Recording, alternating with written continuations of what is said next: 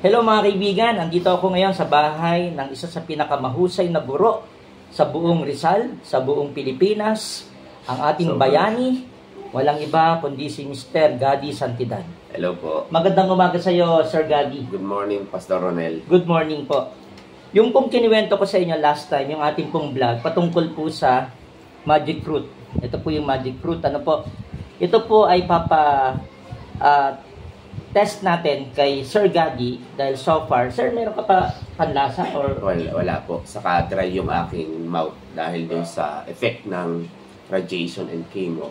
Dahil nga, nagkaroon tayo ng nasopharyngeal cancer.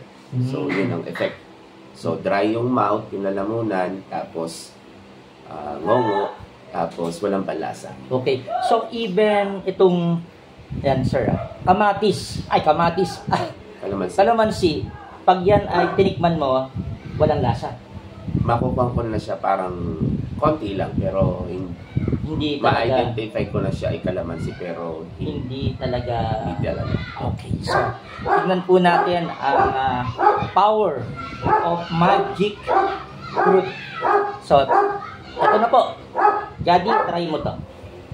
May buto ba ito, Kuya? Nalinis ko na yan. May buto siya para siyang duhat na kinakain.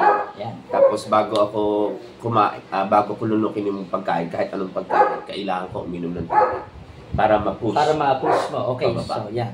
So, ganun, every time. Tapos kailangan, durog na durog Bago mo sa lunok. kasi hindi ako kaya lunukin.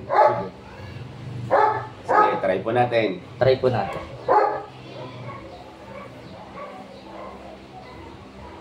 So, yung mga hindi kasama, siyempre.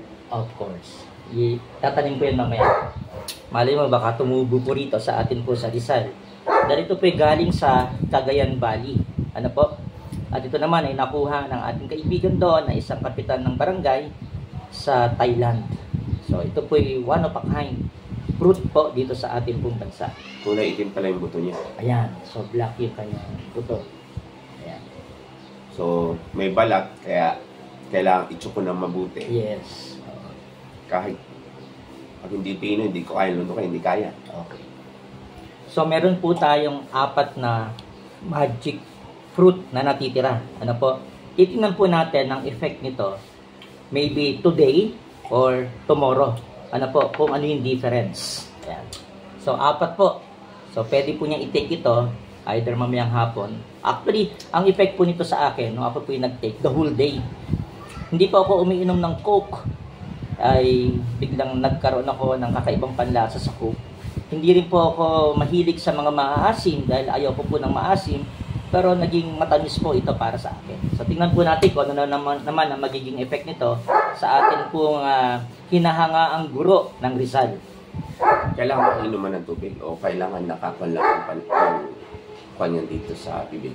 Oh, ano mo lang siya, kakagatin mo, parang ngunguyain mo lang, pero pwede mong hindi lunokin or titingnan natin kung ano yung mangyayari sa taste bud mo. Hindi ko malunok yung balat eh. Oo, wag mong lunokin na yung balat. Okay, wait lang kukuha lang tayo ng kutsilyo.